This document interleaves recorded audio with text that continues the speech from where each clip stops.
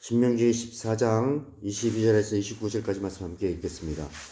너는 마땅히 매년 토지 소산의 11조를 드릴 것이며 내 하나님 여호와 앞 곧 여호와께서 그의 이름을 두시려고 택하신 곳에서 내 곡식과 포도주와 기름의 11조를 먹으며 또 내 소와 양의 처음 난 것을 먹고 내 하나님 여호와 경외하기를 항상 배울 것이니라.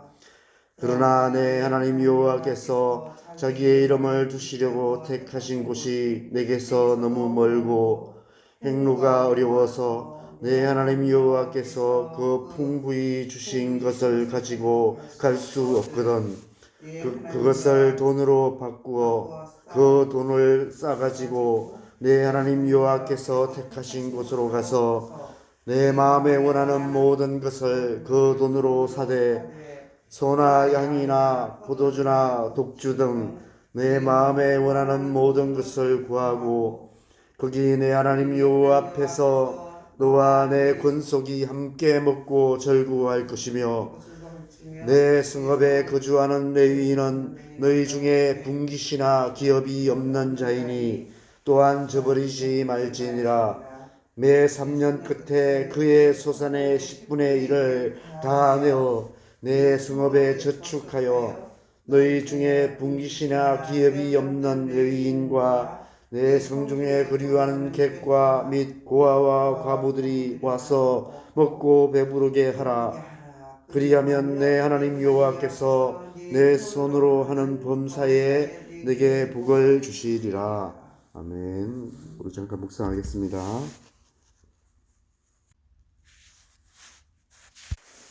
신앙에 있어서 1차적으로 중요한 것은 개인의 경건의 문제입니다. 우리 각자가 하나님의 백성으로 하나님의 백성답게 살기에 힘써야 합니다.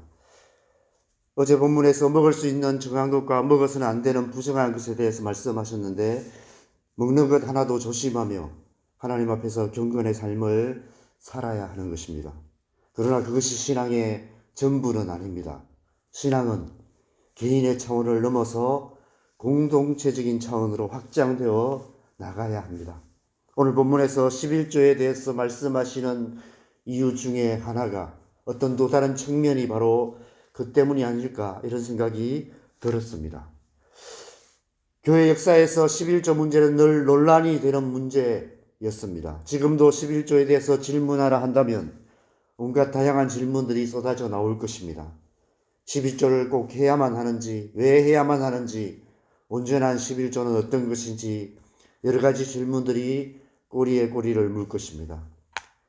11조 문제에 있어서 우리가 가장 먼저 생각해야 할 것은 그 안에 담긴 하나님의 마음입니다.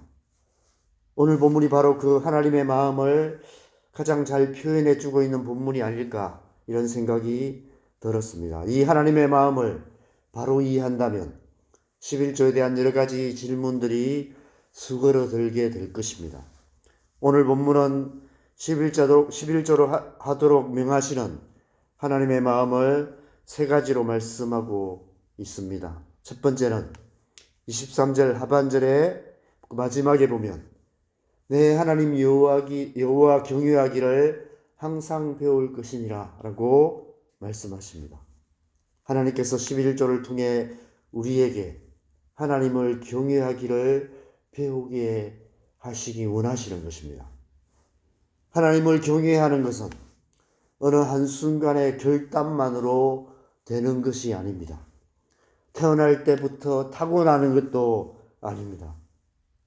하나님을 경외하는 마음을 구해야 하지만 기도한다고 경외하는 마음이 생기는 것도 아닙니다.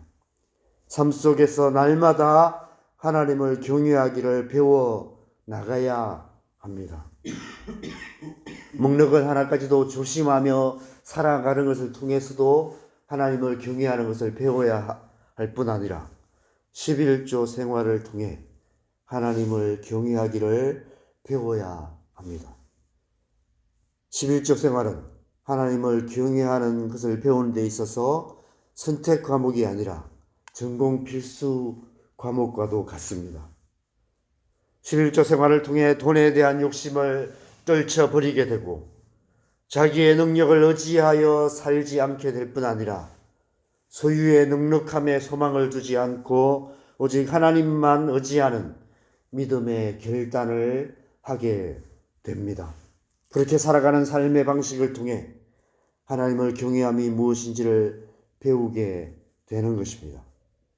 하나님을 경외함으로 11조 생활을 하고 11조 생활을 통해 더욱 하나님을 경외하기를 배워갈 때 우리도 아브라함처럼 외아들까지도 아끼지 않고 드릴 수 있는 온전히 하나님을 경외하는 자가 되어가는 것입니다. 두 번째로 26절 마지막에 너와 내 권속이 함께 먹고 즐거워할 것이다 라고 말씀하고 있습니다. 이 말씀에서 11조는 마치 하나님께서 우리 자신과 가족들의 행복을 위한 리트릿을 위해서 사용하라 라고 말씀하시는 것 같습니다. 한 해 동안 열심히 일하고 노력하고 수고한 것에 대한 결실을 가지고 먹고 가족들과 함께 즐거운 시간을 보내라 라고 말씀하고 계십니다. 여러분, 요즘은 세상이 많이 좋아져서 휴가 때 가족들이 여행을 가기도 하고 가족들과 함께 휴가를 보내고 그런 시간들을 갖습니다.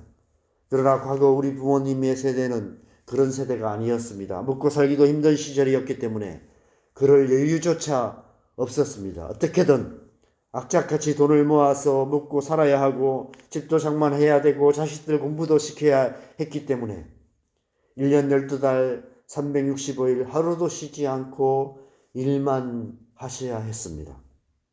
행복한 가정을 이루기 위해서, 행복한 가정을 꿈꾸기 위해서 꿈꾸며 그렇게 열심히 살았지만 정작 지나고 보면 가족들과 함께 행복한 시간을 보낸 기억이 없이 그렇게 살아올 수밖에 없었습니다.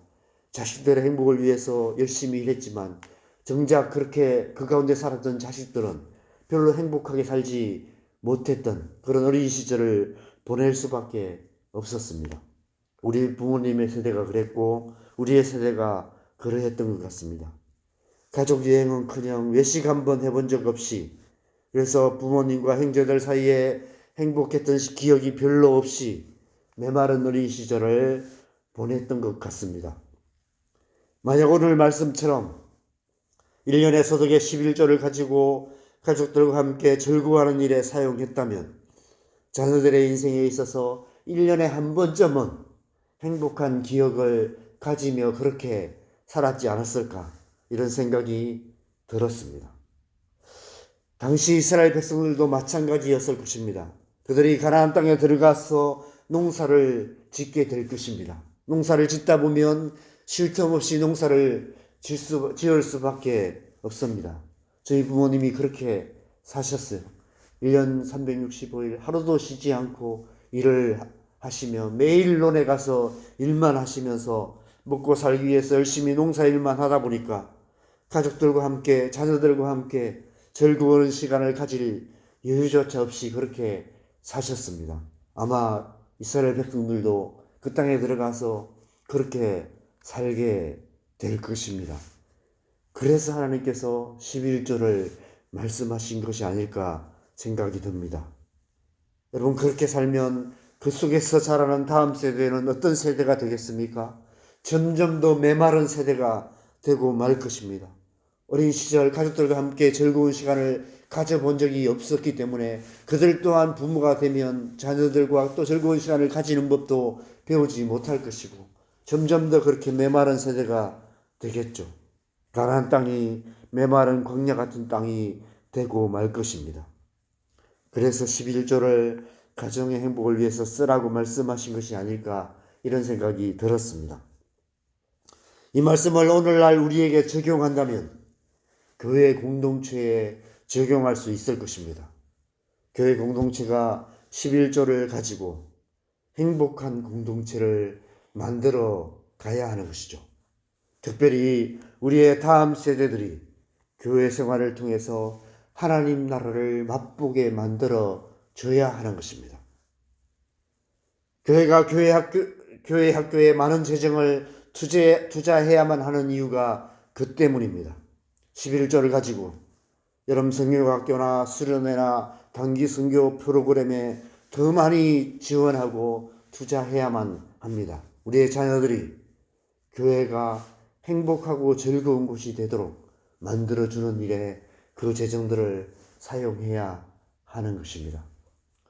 그래서 11조를 해야 하고 그 11조를 가지고 교회가 잘 사용해서 무엇보다도 성도들이 행복한 교회 생활을 하게 하고 무엇보다도 우리의 자녀들이 우리의 다음 세대들이 교회 생활이 너무 행복하고 즐거운 곳이 되도록 만들어 줘야 하는 것입니다. 단기 선교도 보내고 거기에 적극적으로 지원하고 아이들이 즐겁고 행복한 교회 생활을 할 수 있도록 투자하고 그렇게 해야 하는 것이죠. 마지막 세 번째는 28절 29절입니다. 이렇게 말씀하고 있습니다. 우리 28절 29절을 같이 읽겠습니다. 매 3년 끝에 그의 소산의 10분의 1을 다 내어 내 성읍에 저축하여 너희 중에 분깃이나 기업이 없는 레위인과 내 성중에 그리워하는 객과 및 고아와 과부들이 와서 먹고 배부르게 하라. 그리하면 내 하나님 여호와께서 내 손으로 하는 범사에 내게 복을 주시리라. 여러분, 행복은 나눌수록 커집니다. 복은 나눌수록 더 커집니다. 나와 내 가족만 행복하고 우리 교회만 복을 받으면 되는 것이 아닙니다. 우리 사는 이 세상이 다 함께 행복한 세상이 되면 그 행복이 훨씬 더 커지는 것입니다.